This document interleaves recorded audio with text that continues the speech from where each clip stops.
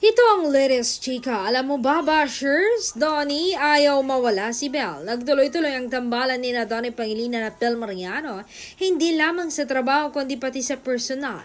Tinanong namin sila kung may nabago ba sa kanilang dalawa ngayong may something special na sa pagitan nila.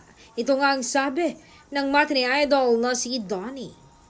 May napanood akong vlog at may na-realize ako doon. Hindi pa naman kami humahantong sa fell out of love stage na yan. But, for us, kami ni Belle, we really want each other. Ayaw namin na kumilala pa ng ibang tao.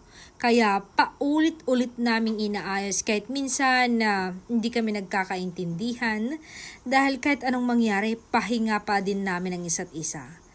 And I hope you all not find a love where when the love is gone, you'll leave. No. Make it work and work dahil magiging ganyan din naman sa susunod na magiging partner nyo eh. So tanungin nyo yung sarili nyo, kung maghiwalay ba kami, magiging ganito din ba yung next relationship ko? Kung oo lang din naman, then stay and fix things over and over again. Because if you want a long-lasting relationship, there are always hardship, struggles, challenges, and so many chances. So stay strong to all lovers out there like us, ni Belle.